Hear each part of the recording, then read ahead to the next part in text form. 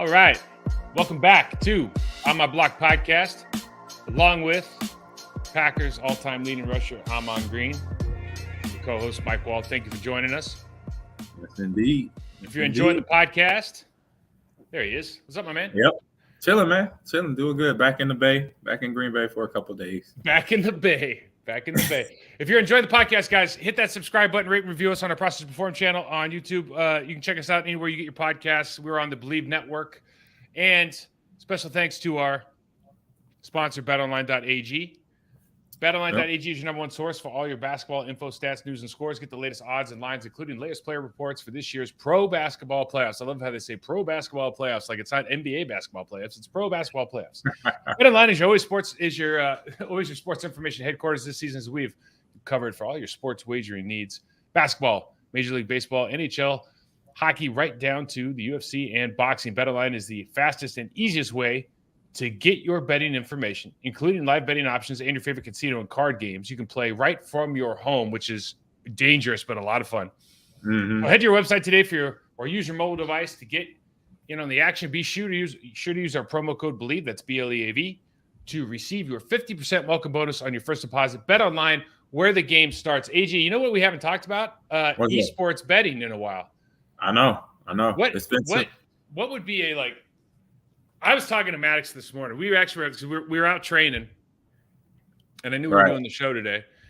We're out training, and I said, can you believe that somebody else had been talking about video games? I forgot which one. And I said, can you believe? I said, and I'm going to talk to Amon about this. How much money these guys are making? We heard some ridiculous thing. What if you bet on so if you go in, to one of these tournaments, right? I want to bet on. If I go to betonline.ag and I want to bet on esports, have you ever even peruse what that would look like? Is it a top score? Is it a winning team? What are we betting on? I've skimmed it. So you're betting on some of the traditional things. So winning team, easy. And I think they do. I'm not sure at BetOnline, but I know at other betting sites for esports, they have prop bets on how many KDA, so kills and death ratio. Intercept. It's like interceptions to touchdown ratio, basically. Mm-hmm. For us to understand it. So they have that wins and losses. And then I think that's it. They keep it very basic. Very basic. Hey, I think we have to point this out for people who aren't watching the show and they're listening to this online. Amon looks like you look like you're ready to go play football, right? Your arms are looking big. I don't know if it's that t-shirt. You must make when you go to these esports things, man. I mean, people just shit their pants. Yeah, they once I say my name, they were it goes, hey, how you doing? And they'll say so-and-so. And I say, yeah, Amon Green, University of Nebraska, director of esports. They were like, well, it'd probably stare at your biceps for about 10 minutes. Did you say, hey, Amon Green? I'm like, yep. They're like, I've won a lot of fantasy football with you. Do esports guys get man crushes on you when you wear tight t-shirts at the events? I know you do. I mean, you don't have a choice. Yeah, there's got to be a lot of man crushes going on. Hey, I've been grinding, man. I've been in the weight room. I've been in the weight room every morning. Been in the weight room, man. It's not just for these thumbs, baby. Nope. It's for the people. Let's talk. Hey, we haven't talked Packers rookie minicamp. So, listen, the guys get drafted. We get the free agents come in. And then the next weekend, everybody comes in and they do their physicals and whatnot. But then they get out on the field, and of course, we got some guys that can live tweet it, and fans go nuts. It's great. It means we know that it means it does mean something. Like it's the beginning part of your journey, and that part of it is really exciting, right? That part of it is really exciting. Yes. But it really, the veterans aren't there. It's kind of a chance to get some reps in, get some start that rapport with your coaching staff. Yep. But it's always interesting because we've sat on both sides of this. We've been coaches, we've been players. And we tend to kind of minimize this stuff, or at least, hey, this is the least important thing you're going to do. It's going to ascend. Kind of every day is more important until you get to the season, right? The closer you get, the more important it gets. Yeah. But just from a coaching standpoint, obviously you're going to look at some physical attributes, and especially guys that maybe you didn't take that much time in the draft process looking at. You're going to say Mo, that guy can really move, he can cut, he can do these different things, but. Are there any what if you're the head coach, if you're a coordinator, do you have anything that you're like, what am I really looking for with these guys? I'm looking at the mental. I want to see because we just fire hose these kids with the playbook, and that's been from the time both of us we experienced that. Yep.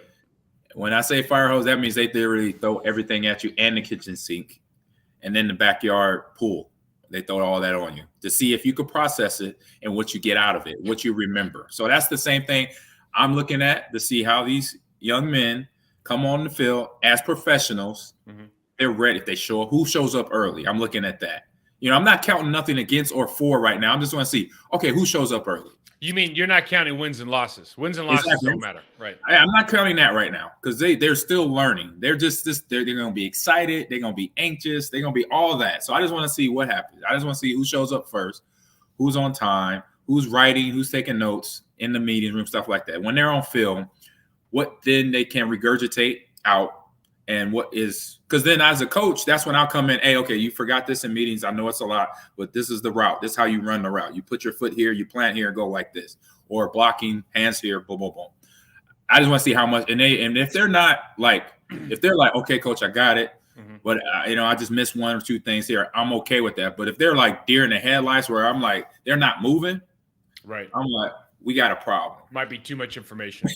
Yeah, I'm like, let's pull it back a little bit because let me talk to this guy because right now he's afraid to run routes or he's afraid to do whatever, block, cover a guy because he's just so over processed right here. Where if they are there as a coach, then I say to them, hey, you know what? I know we talked about a lot, but you was doing this at college for 4 years. Just continue to do what you do. I'll correct the mistakes on the play calling because you're still learning these plays. If you make a mistake I'm telling my rookies, tight ends, wide receivers, running backs. If y'all make an error on this, don't think it's the end of your world. This is the first week that y'all get together, and this is high. I want to say high grade because some college football schemes are very verbal. Well, let's face facts, though. I mean, the attention to detail has to be superior in the National Football League. Otherwise, they wouldn't be able to beat college teams, right? Exactly. But don't kill yourself on the first day. Like, don't try to do all that day one. Now, if you do it, great. Then that means you are one of a million that then I could work with you on different stuff at a different level next to the other rookies where they're not there quite yet. Yeah, no doubt. I have non-negotiable character traits that we work with our athletes on, and a lot of them have to do with like competitive mindset and whatnot. And that's we don't really know what these camps look like anymore. Like for us, it was actually very confrontational. It might not be that way anymore. But one thing that it always kind of stands out is your presence. And your presence really means like it's two things, right? One, it's your kind of internal presence, how you carry yourself. So do I show up like, flat back, chest out, chin up, eyes forward, looking everybody in the eye? Right. Am I happy to be there? Am I excited to be there? Am I showing within my body language that I am? And then when I get in the huddle, how do I behave around with the other guys? How do I engage my coach when he coaches me hard? Because a lot of these coaches will come in like, I'm going to give you a taste of what it's like to be here. Some coaches are still rah-rah guys. Some coaches are still, I'm going to yell at you hard guys. They're implementing that. They're letting you know how their room's going to be as well. So how are you going to take all that information in? Like that's like the real interesting stuff to me. It's not what you do. It's not what you do. It's like, it's how you're doing everything. It's how it's the enthusiasm, the focus, the effort. If I tell you something on the field, do you get it? Or do I have to tell you multiple times? Or what kind of learner are you? There's all these things that kind of, because we've already done all these. We've done the RAS scores. We've done the combine. We've watched the tape. Like we kind of have a general idea of what you should look like unless you've gone off the deep end, right? One way or the other. You've been training a ton. You've been training it all. But the rest of it is like, what kind of person are you going to be? Because AG, like I know you and I could just start laundry listing dudes where they look like Tarzan. And it's not that they play like Jane, but they just don't seem to care as much as they should given the situation that they've been afforded. 100%. Yeah. We've had teammates. I say I could go all the way back to college or high school level to high school for sure. Right. Yeah. You start there because obviously the young mind and the perception and then body mechanics, body language. I mean, I'll see a guy and he giving me bad body language. If I'm the team captain, I'm walking up to him and say, hey bro, you okay today? Are you here? I mean, what's going on? I see your head's down. I see you drop the ball. You threw your helmet or something. I'm like, hold up, what's going on? This is just day one or week one. This is a journey. It's funny, man. I get reminded sometimes because like my kid's like me, and some of it's good and some of it's not good. And like I was never good. I practice extremely hard, but if I don't like what's going on, I have a hard time showing that I have a hard time not showing it. Like my body language doesn't change, but I got to look at my face all the time. It's like, man, this is not good for me. And my son carries it, but my son's 14. My daughter carries it too. She's 17. I mean, so they were burdened with some of the stuff's good, but some of the stuff's bad, man. You know, some of it's genetic, it's learned, but I see sometimes like if he gets subbed out and he's playing well and they're just trying to split time with some other kid, he's just like, he'll go over to the sideline and be like, what are we doing? Like, what? You know what I mean? And I'm like, and like, there's part of me, I was like, good for you, bro. Good for asking him. Like, you should. And then part of me is like, it's tough sledding out there. It's tough sledding. Yeah. How about this one, AG? Yeah. So if you're Matt LaFleur, and we know, like Matt, we've criticized Matt. We've complimented Matt. Matt LaFleur is the head coach of the Green Bay Packers going into year 5 right now, I think. And so you're still developing your staff, and you have to. I mean, this is one of the hallmarks of a great program is you have to continue to develop your staff. Now, Nathaniel Hackett, for example, went out and got a head coaching job last year, wasn't ready for the moment, okay? And so when you have success, and this is what happens in the National Football League, right or wrong, it's just what happens. If your team finds success, maybe because you had a Hall of Fame quarterback, right? You're going to get like a la Sean McVay. Sean McVay has success. All of a sudden, everyone's trying to hire 30-some-year-old head coaches. Some of them have turned out. Some of them haven't, right? But did we do a good job of the people that are in our building, if they get promoted or if they leave, did we do a good job developing them? Developing coaching talent is second only to developing player talent in a building. Yeah. So my question is, it's kind of like a discussion we can have for today is, how do you handle during this time of the season coach development so that your position coaches, assistant position coaches, coordinators, all the way up are becoming the best versions of themselves, so they in turn can help these players become the best versions of the players? Correct. It's a simple process of self-analysis. So I'll say to my coaches and say, hey, you know, this. We already looked at film. Like by this time of the year, all 32 team coaches have looked at their previous season game film once over, twice over, whatever. And then they done evaluations from player evaluations, and then head coaches do coaches evaluations. So for those evaluations, I'm saying to them, let's self-analyze. You're assuming something.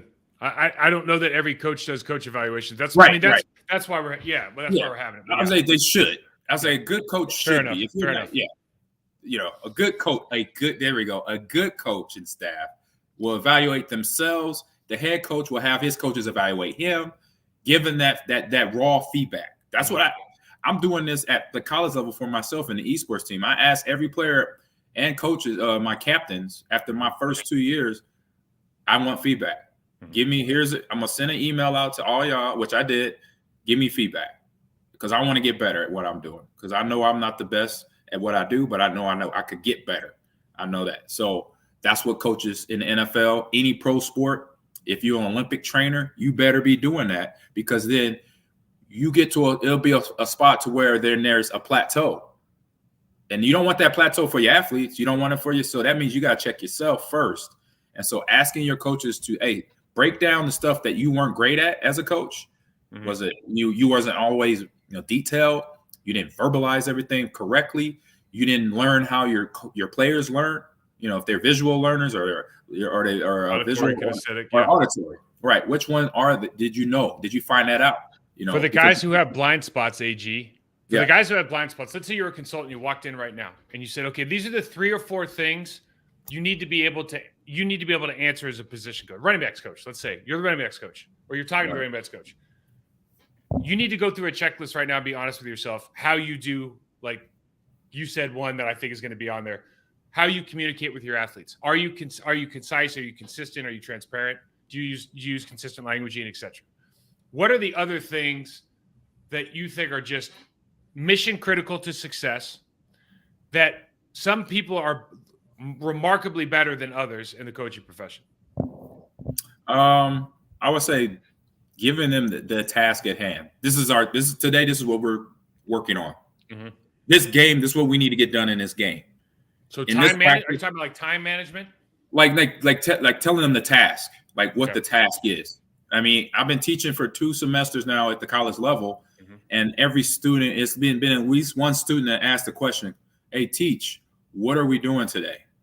You know, and that's because I'm talking about other stuff. They might have missed it, because most likely I always say every day what we're doing. So if they ask me that question, that means one or two things: either I didn't say it clearly, or they missed it. And so okay, here it is. This is the task of today, or this is this assignment.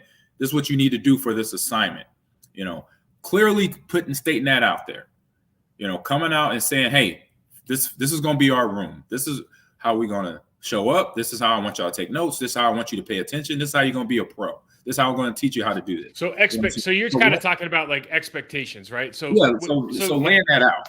Yeah, laying out expectations for everybody in the room as a unit, and then at some point, I'm sure you're talking about that from a personal level. But that might be the most important thing you can do. It goes along with communication, but having the foresight to go, because shoot, I mean, your kids do that. Like, hey, what are we doing today? What are we doing? What's for dinner? You know, like laying out what the expectations are for every single day, so you have those. You start developing those routines. Perfect. Exactly. Because you want then. Those routines are going to be the routines that carry you for the year, from mini camp, training camp, and then the rest of the season. And you want to make sure by training camp, you're fine tuning those habits into good habits. You know, knowing that from taking the notes to making sure you're getting your sleep and working out, but then internally in practice, watching game film, breaking it down, paying attention, and all that stuff to make sure each player and obviously each coach is on the same page. Yeah, I really appreciate what you just said about routine, you know, the kind of routine idea and setting expectations. The communication is obviously so important. You know, when I was on the other side of the ball in buildings, this is crazy, but what I really noticed more than anything is there's a handful of coaches that do a really good job coaches are asked to do so much work in the building. And and especially now in the NFL, they have so many resources. Like you have so many subject matter experts in the building. You have nutritionists, you have strength and conditioning coaches, you have physical trainers, you have guys that are, you have video guys. And what we still do is we still silo. And so like the position coach, the coordinator, whatever it is, they're trying to, like, for example, they're trying to get their guys technically better. Some of the coaches don't know. We've talked about this before. Aren't as good technicians as others. But even knowing that, it's like I was on a call last week, and one of the coaches said in the offseason, I want to give my guys, like 2 physical things and 1 mental thing to work on. I said, okay, that's fantastic, but the physical thing is lined up with the weight room, and so just to say to your players, for example, go get strong, get your bench press higher. Well, why? Right. Like we need the ability to have a holistic plan that collaborates with everybody all the stakeholders that go with that player, that room, is like the thing that I think we're missing the most. When you could talk about the NFL, you could talk about my kids' soccer teams. Like this is the general problem. You have guys that are experts in certain areas, and they're all here to help the same person or people, but we just don't do a very good job of collaborating because people don't want to give up power. Right. And so that's where I just see this monumental opportunity at Green Bay, or because I'll tell you right now, I know firsthand there are a handful of teams that do this very well, and if I started listing them, you wouldn't be surprised because they're always in the top 8 teams in the National Football League because they know how to develop talent. Right. Yeah, I mean, this is something I'm learning at the faculty, at the scholastic level that we do. So being at the college level, now being basically a teacher, professor, my first semester in Lakeland, teaching this class, and now just finished up my second semester, we've done that. We've done that non-siloing attitude. So we've had meetings with the dean of students and every faculty member in the College of Journalism and Mass Communication, where I'm housed at. We had 2 meetings. We had a meeting last week and then a meeting like a month ago saying, what is your curriculum, Amon? There's another teacher. What's your curriculum? What are you teaching? What are some parts of your course that may be overlapping with other courses? Because we're all mass communication. So you might be teaching, obviously you're teaching about esports, but then you get into the production area. You get into content creation, broadcasting, commentating. We have a course on that. What is something that you might need from another faculty member that we could connect you with to help you with your course in communication when you talk about being a shoutcaster, being a commentator for a game. So we're having them meetings, and that, I think that's huge, because everybody that's an expert gets to collaborate with other experts in other areas, and that's eventually, like I was mentioning, that's going to make you better as a teacher, coach, faculty member, whatever, administrator. You don't just off in your own space, growing on your own, when you might miss a few little details in that part of being a better communicator as a better leader. Basically. I love it. Yeah, it seems like you say it, and it's like, well, yeah, of course that's what we do, but that's not what everybody does. And what's so great about that is you might be really good at, like, listen, you're a teacher, a coach. Like, I'm really good at certain. I can tell you right now, you want to talk like skill development, technical stuff. I can talk body position. I talk about it all day. You want to find like a really good scheme guy. Like, I'm just going to tell you right now, I know scheme. There's guys that know it a lot better than I do. So there's cracks in your window. So you have to be okay saying that sometimes and go, all right, I'm going to go find that guy and work in the building with that person. I'm willing to give up my authority on that piece, because ultimately we're only as good as the product we put on the field. And so 100%. That's where this is, the fact that you're doing it at the university level just kind of shows you, one, that it's great you're doing the thing the right way, but like, two, come on, let's go. Everybody, rising tide lifts all boats. Let's get this moving a little bit. Let's go. Everybody grab a paddle. Let's go. Yeah, that's right, man. Yeah, let's go. Let's switch to this, AG. So we drafted Luke Musgrave and Tucker Kraft, those two tight ends.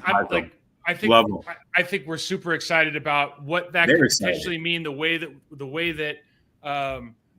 we use them, maybe the way our offense is changing a little bit. And I start talking about San Francisco. I don't know that we have the pieces in place to be the San Francisco offense. I just know that we have an inexperienced quarterback. I know that our offensive line, at certain pieces of our offensive line, particularly the left side, is going to be a strength. Those two guys, if you put them in the room on the field at the same time, you have a ton of matchup problems, and they're both willing to play on the ball or off the ball, which is huge, because now I just think Kittle and Juszczyk. Jaden Reed. You have speed outside with Christian Watson. You have Jaden Reed who can play that Deebo Samuel. By the way, AJ Jones could probably play that better, or Aaron Jones can play that better than anybody, right? Yeah. If that's how you want to swing it. So you start looking at that. I know we're not going to be exact, but I start getting excited about when you look at all the pieces in place now. We can, by formation and personnel grouping, really do damage to other defenses. So let's just talk this through real quick, AG. Like, let's talk about the difference between 12 personnel and 21. And, there's 11 personnel, so one back, one tight end. 21's two backs, one tight end. 12 personnel, one back, two tight ends. But when you have guys that can play on and off the ball, how does that affect what the defense is going to do? Between we have our 12 personnel, but really either one of these guys can be like a true F-back. You're right. It creates a whole lot of issues for the defense, because that's personnel. And we know that very well. So in between plays, that's when the defensive coordinator or linebackers coach or D-line coach is trying to rotate in their guys. And they looking at the offense and who's running in off the field. All right, they say two tight ends, so we're going to throw this package at them. They got two tight end package, or they got a one tight end set, two running back package. We're going to send these linebackers in.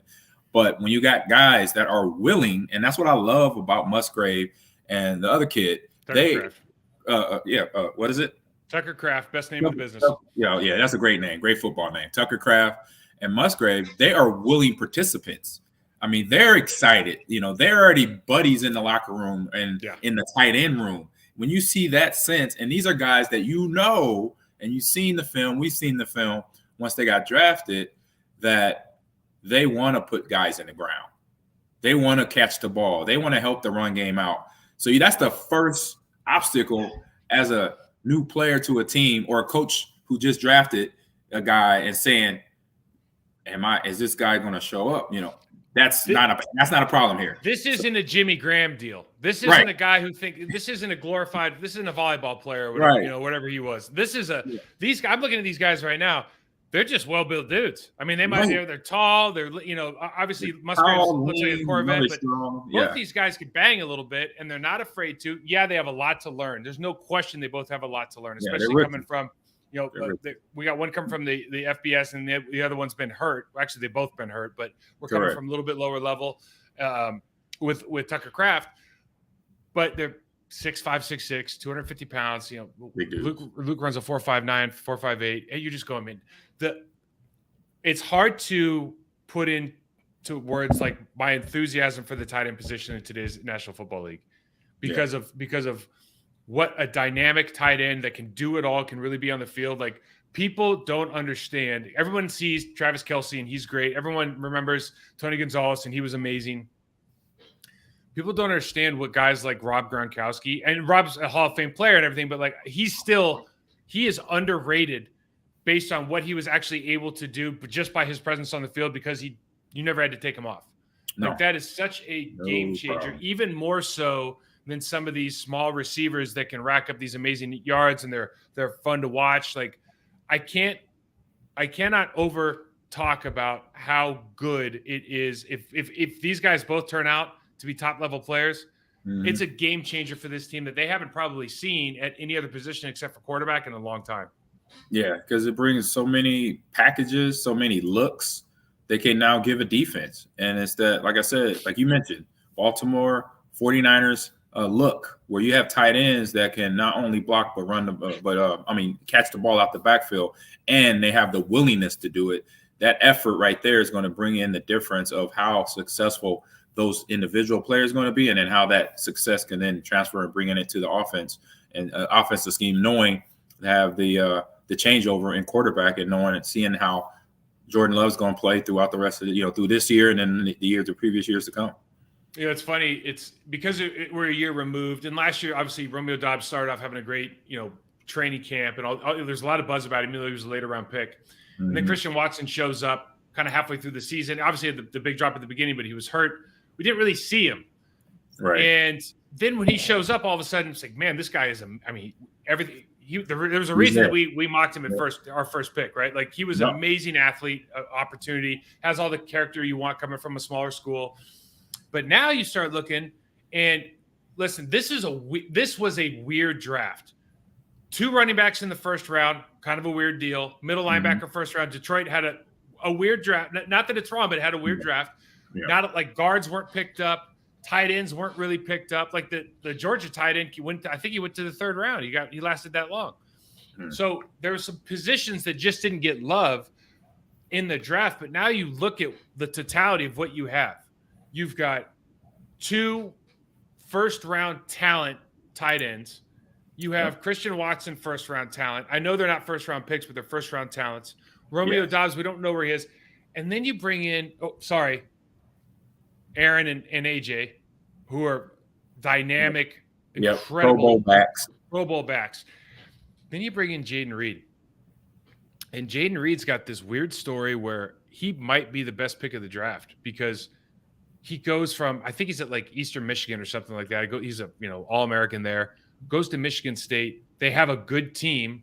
Yeah. He has like 50-some catches for over 1,000 yards. He's a first-team All-American his first year at Michigan State.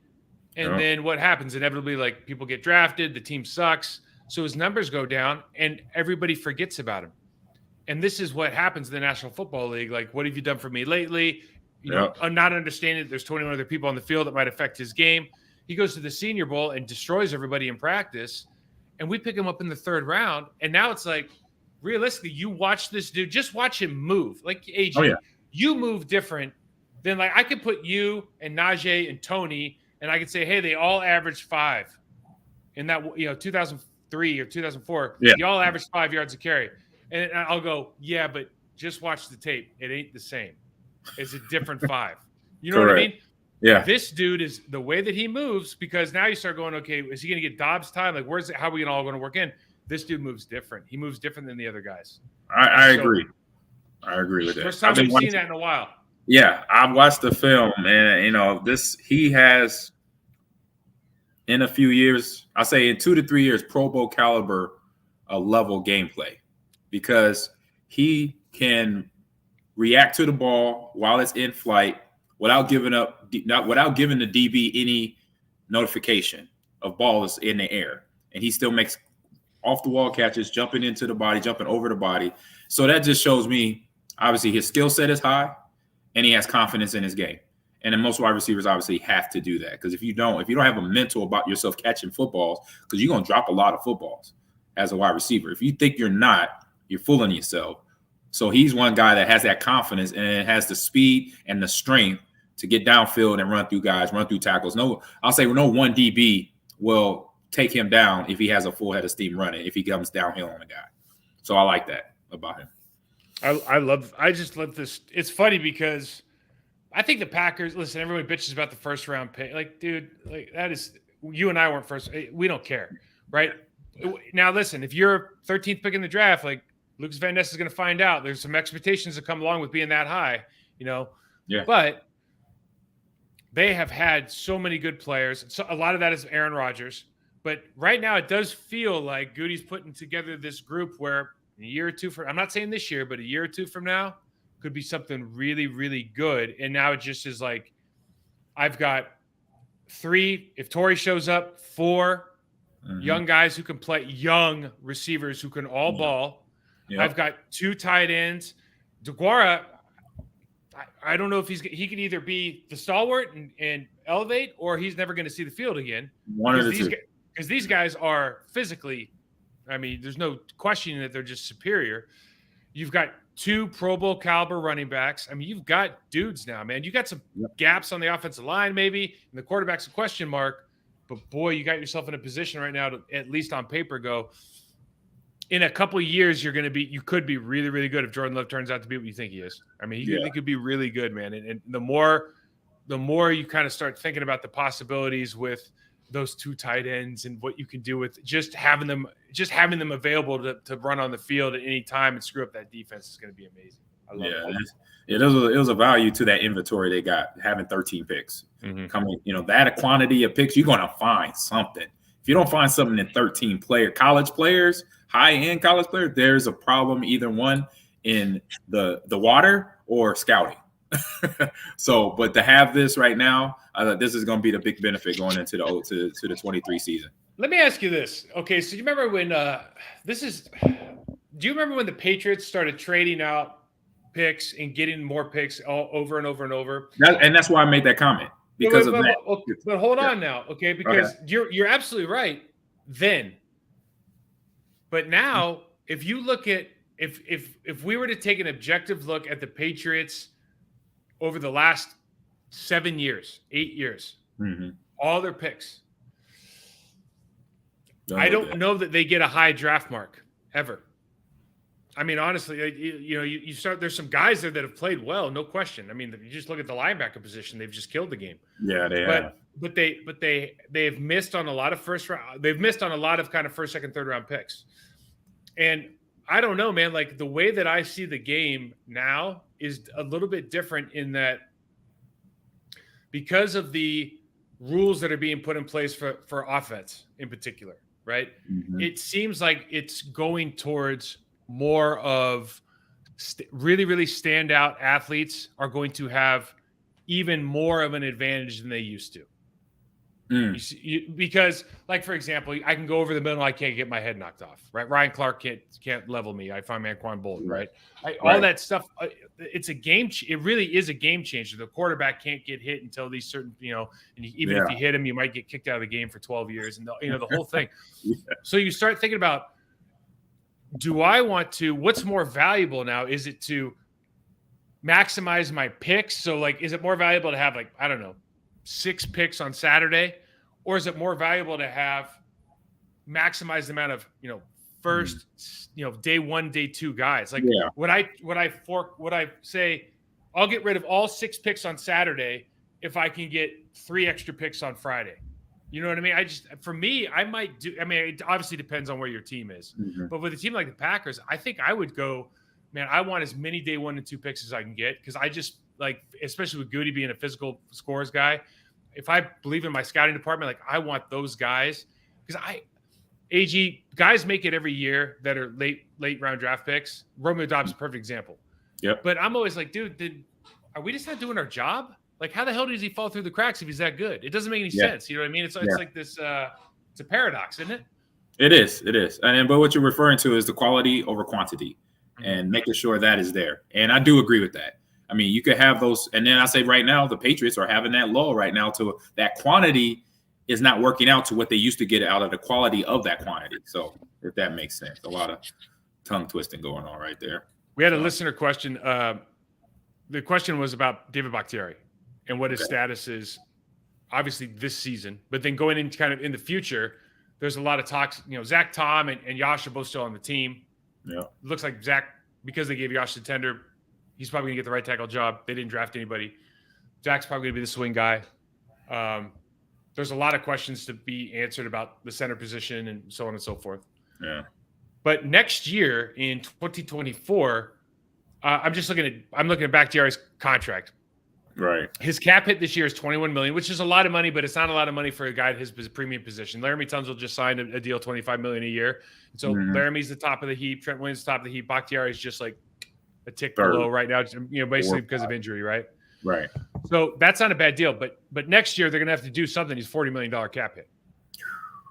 And so, and obviously, unless you're named, quarterback, that's too much. So they're going to have to do something. And what do you think? He's 30. I think he's like 32 years old. How old is this guy? 32 years old.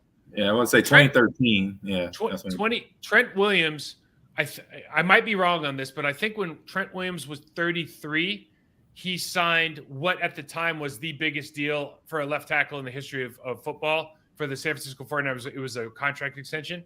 So I think he did that when he was 33. So obviously guys are playing longer. He's had this weird injury thing the last 2 years. But man, when he plays, he's the best player in the field for the Green Bay Packers, and he's unequivocally the best player on offense when he's on the field. At least last year, for me. Right. I mean, he makes no errors. Correct. So, what do you see them? I guess what do you see them doing, given the youth movement, given everything else?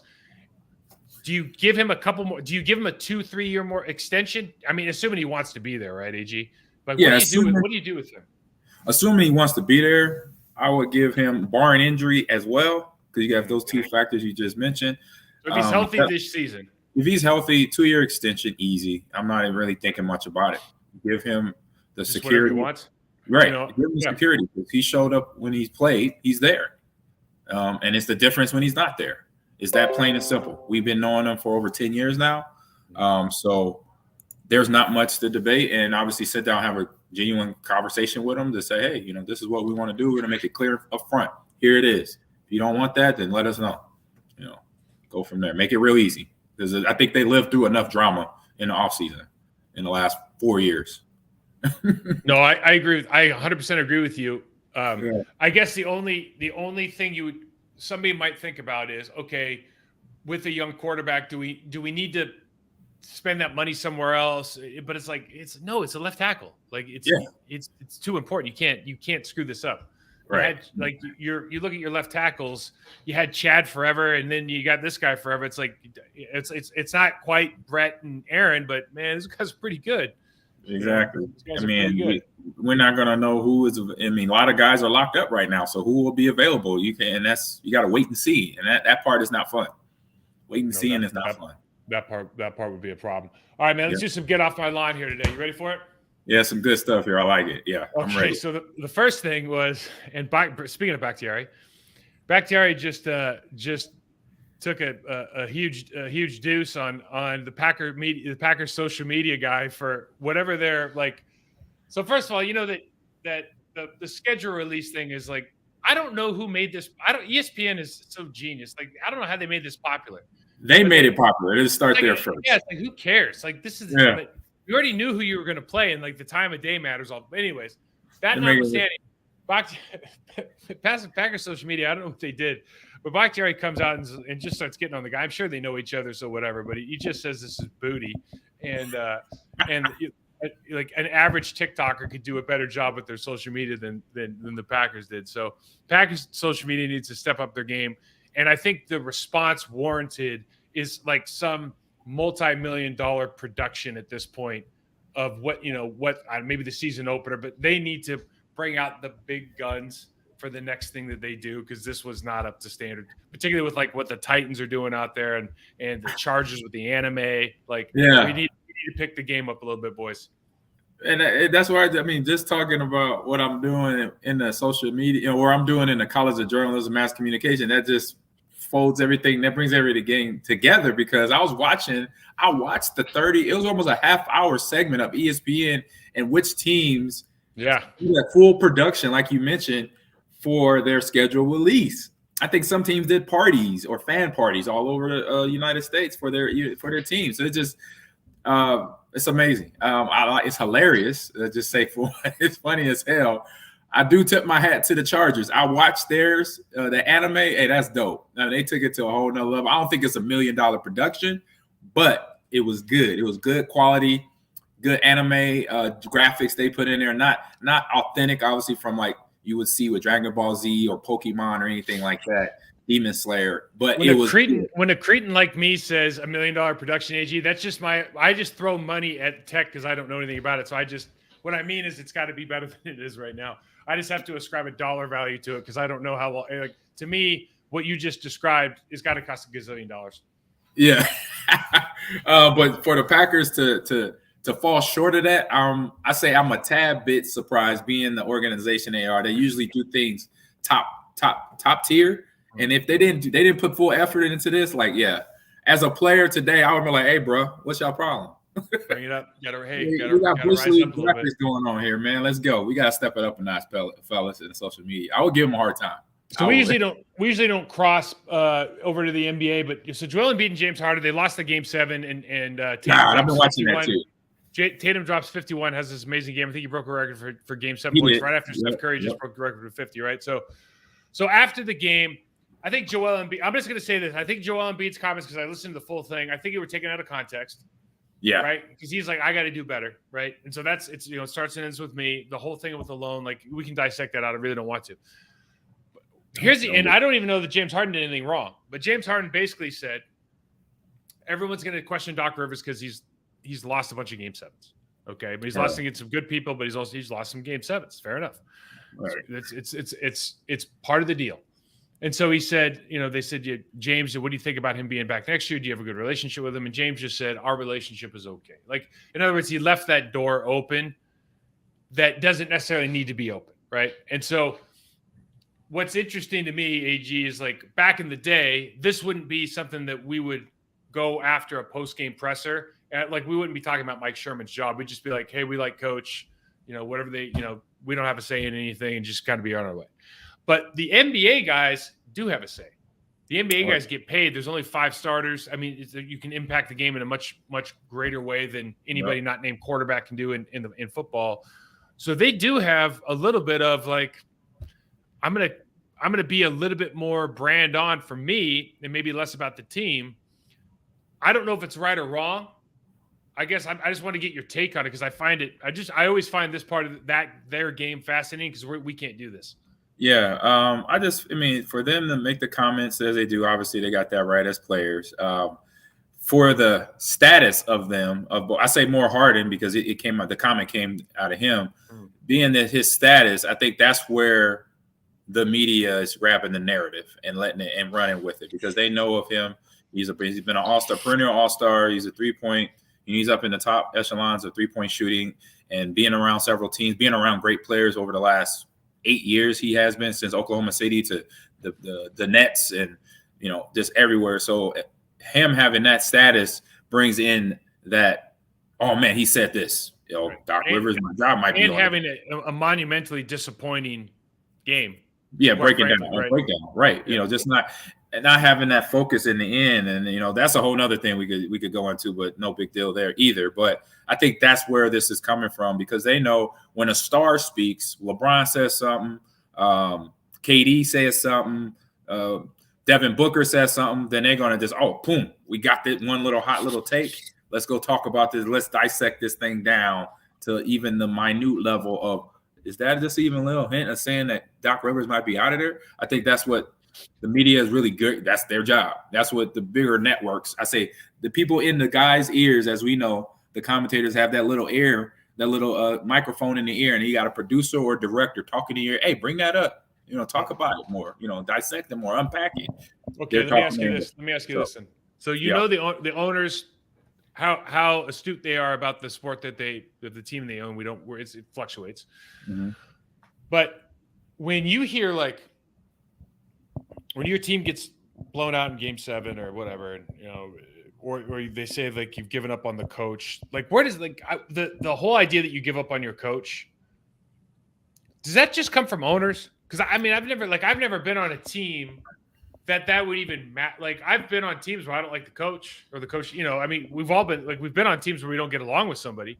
Yeah, but that's never dictated how we're going to approach the game, how we're going to, the only thing that a coach could do, I suppose, to really ensure that you're not going to do your best is A, put you on the bench, or B, literally start running something that is so asinine, that it's like, Amon, we're going to put you at tight end this week. This is what we're doing. You know what I mean? You just do something that's so stupid that you go, well, of course they're not going to be successful. But just generally speaking, we've had bad game plans. Because listen, these guys are trying their best, but sometimes the game plans aren't great, right? We've had bad game plans. We've had guys that we don't get along with, all that. But the idea that a team just gives up on their coach, that is such media talk. And then I start thinking about it. I go, maybe it's owner talk. Who else could even come up with that except for one of those two? Yeah, because a lot of owners are not in the locker room. We could say that at all levels of sports. I'll say pro level of sports, because there's no ownership at high school level and all that.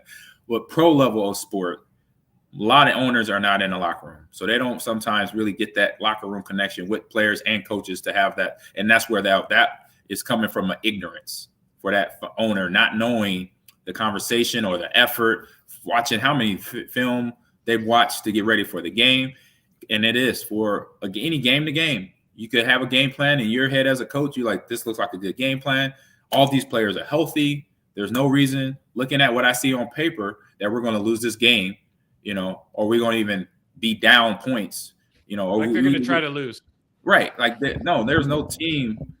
If there is, then they're going to get found out real quick. Is a team and players saying they're trying to just throw it to get paid or throw it for whatever. Because I'm like, come on. Yeah, this does remind me, though, of I guess you've been in a huddle. You've seen a huddle in basketball where the coach is trying to draw something on the board, and you just see guys just checked out, right? I see that more in the NBA than anybody. Yeah, so there is that, and then there's it always reminds me of that Hoosiers when Gene Hackman's trying to drop the play. He's trying to trying to make Jimmy Buckets or whatever his name was, the decoy, and everyone's like, he's like, "What's the matter with you guys?" And Jimmy Buckets, I forgot his name. I call him Jimmy Buckets. He's like, "Yeah, I'll make it."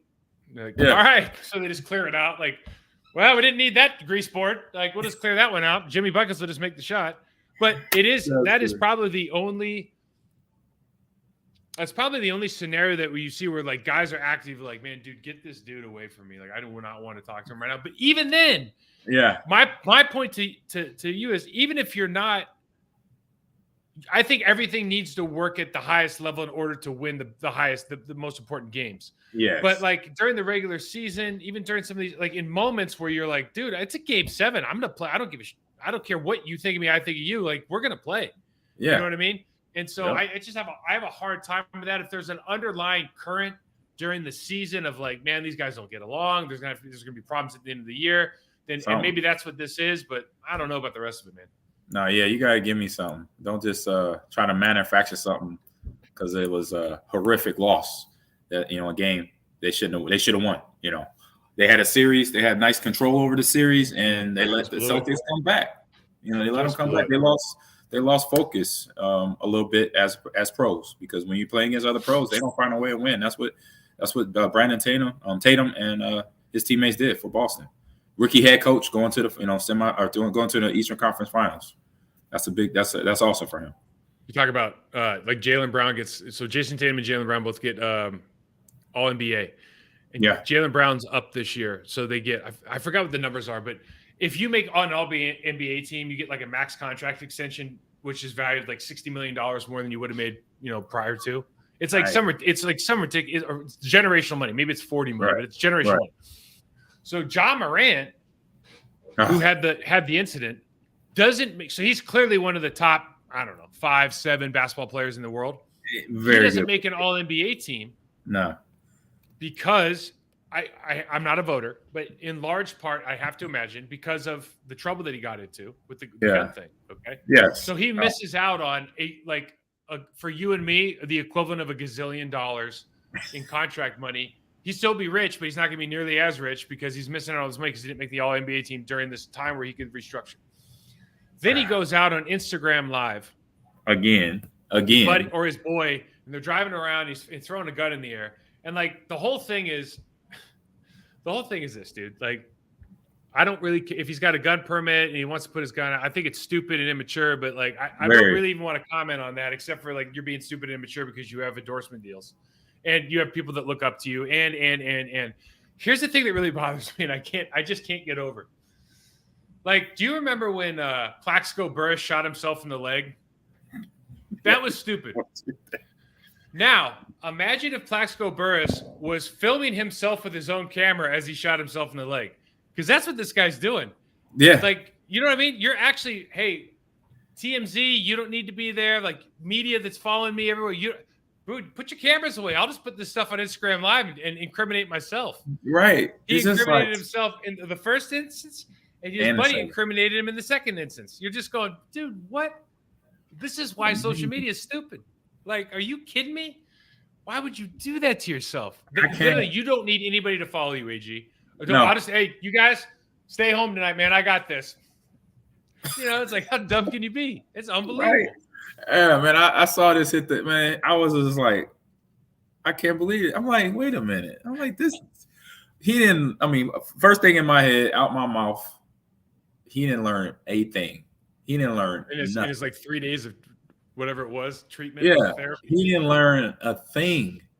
And I'm like, this is unfortunate for him. He's going to lose out. Like, I didn't know he lost out on this NBA, all NBA team. I know that was a thing. That's new to me. And that's huge. And that's huge. Okay, so now now Adam Silver, the Grizzlies suspended him, but they haven't even got to his punishment yet. They said he's going to get it possibly an extended amount of game time loss, basically, and that's paychecks. What do you think Adam Silver's? So if this is David Stern back in the day, David Stern's he's out for the year. Okay, potentially, yes. Two gun incidences in the same year. Two. Yeah, you're probably out. Not even. Adam Silver doesn't seem to be. He seems to be more tolerant. He's a little bit more, yeah. But what do you? What is a? Again, it's not. This isn't a question of like, do you have a permit for your gun? That's not what this is about, right? But it's a contract. This is what you call conduct detrimental to the league. That's what this is. This is the punishment you will serve. What do you think he's going to get? Not what he deserved. What do you think he's going to get? I mean, he could get half a year here, right? I would say half a year. Yeah. Off the top, I would say 41 games. 41 games, gone. Dude. And this is because of the fact that the timing, like, it's not even a month, barely a month, a little bit over a month from the first incidents to this one. So he gets free time. Season's over. They lose the playoffs. He's home or wherever. And this is what you do in your free time. You go back to what you took a hiatus for it personally. You were suspended. You got fined for 2 days, 3 days, like you mentioned. And then now in more free time, because your season's done, this is what you decide to do, or not decide to do, but this is what you put yourself around, because this is the people around you. Right.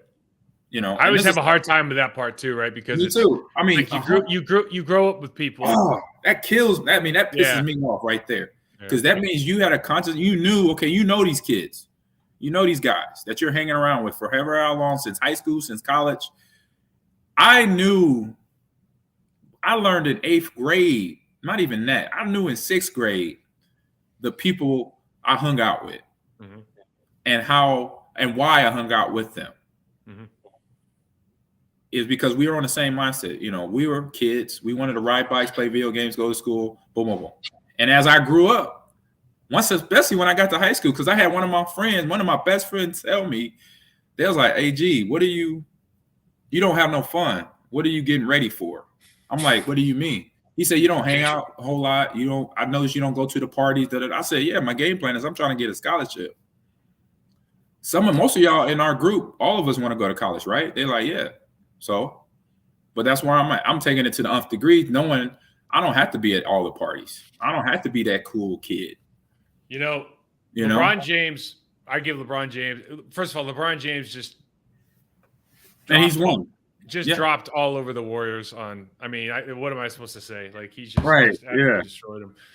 But one thing that he has been a trailblazer at is he, with his success and his boys, that he grew up with, and he trusts and has people that this isn't what's important. I think some people don't get. These are people that you grow up with and you trust. Yes. Okay. He has empowered them to become part of his larger world and run his businesses and be part of his focus. It's like, and they've created all the success through him, with him, around him.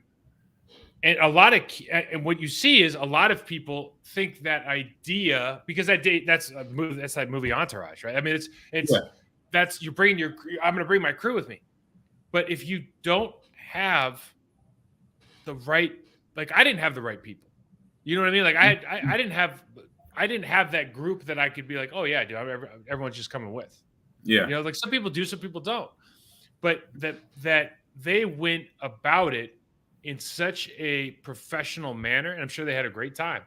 But they went about it and they just said, like, there's, I'm imagining, I'm projecting here, but I imagine he was like, there's some ground rules here.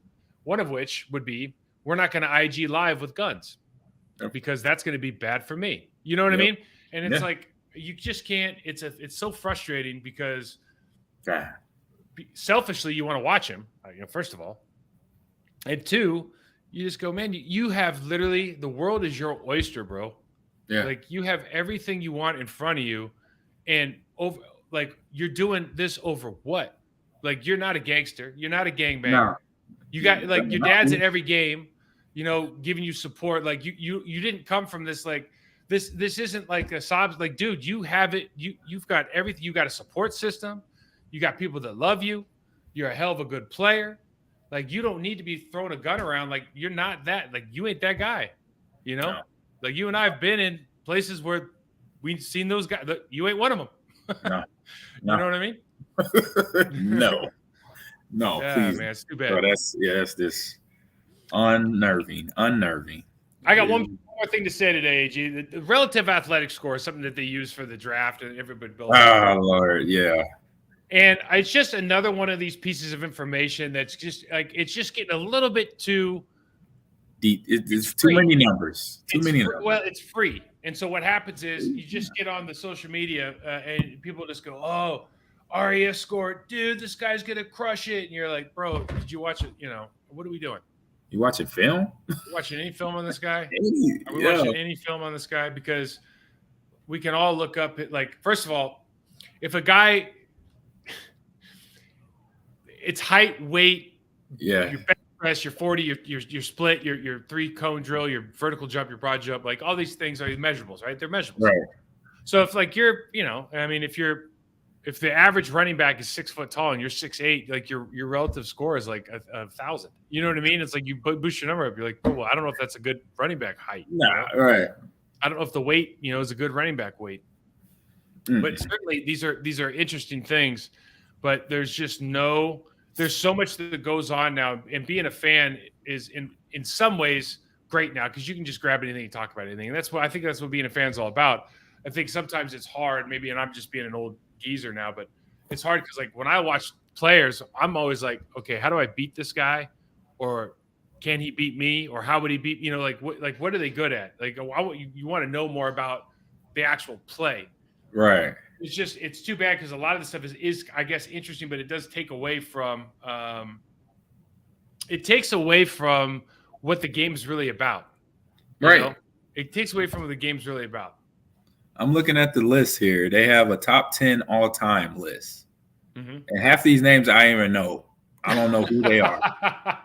Well, I'm nothing personal. This is business, okay? If I'm this business, only name two in the top 1, 2, 3, 4, 5, 6. The top 6. Yep. 2 names I recognize. Running back Justin Fargas from USC and Calvin Johnson from Georgia Tech. Justin Fargas, I mean, those are two names I know of, recognize, know their game, know how they play. That's crazy, isn't it? Let me see, go beyond that. We got Creed Humphrey, maybe. Creed Humphrey's great center for the. Okay, I was like, maybe. I said that name does ring a bell a little bit. Okay, and that's he was at Oklahoma 2-3 years ago. Yeah, well, so you got Anthony Richardson here. I mean, there's some guys on, but it's your point is made. Your point is, I mean, certainly, it's like Brandon Brooks is a great player. So it's not that this stuff is, well, first of all, this stuff is just fun to talk about. So Jeremy Chin was, obviously a small school guy that's a great player for the Panthers. Now they're still trying to figure out he's going to be a linebacker, he's going to be a safety. Creed's great. Brandon Brooks has been a great guard. He's been hurt for the last couple of years. Yeah, that name was familiar too. Jordan Davis. There's also a Griffin Herbert. There's a Jared Cooper. There's a Mohamed Aman. There's a Zion McCollum. Okay, you know what I mean? Like, it's fun and it can perpetuate the conversation. But I love watching tape so much on guys that sometimes I'm like, why don't people like to watch tape as much? Why do they just want to use this? I guess it's easier, but I don't know. It's easier. That's what you just said. Why? It's easier. I'm like you. I like to watch film. That's what when I recruit an esports athlete right now, I ask for GPA, test scores, and send me a full game clip. A full game. I don't want highlights of your best 360 headshots. Give me a full match. Give me 2 of them. What does that even mean? Okay, so we're running out of time, but tell me what the hell that even means. What do you mean a full game? A full game. So just like we watch games, we watch. Right. But yeah. Oh, no, but where's the camera set up? Is it just the screen? Or are you watching what do you mean? What you mean? Who are you watching? Are you watching the player or the screen? Yeah, so I get the PUV of the player. So it's their point of view.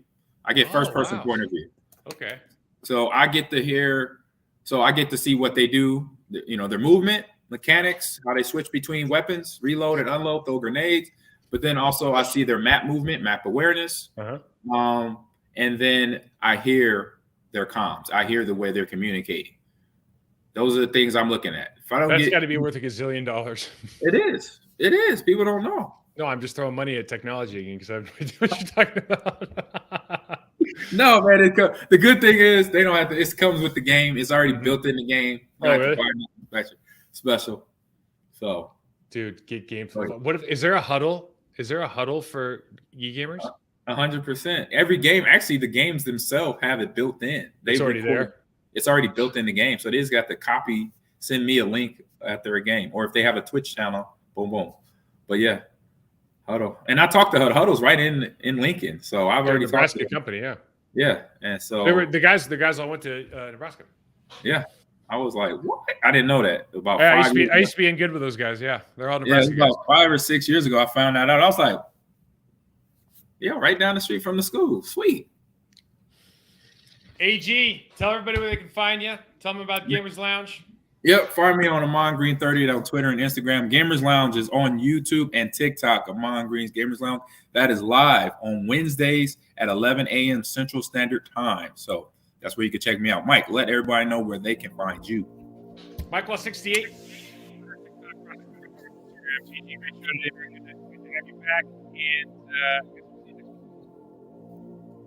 Have a great weekend, everybody.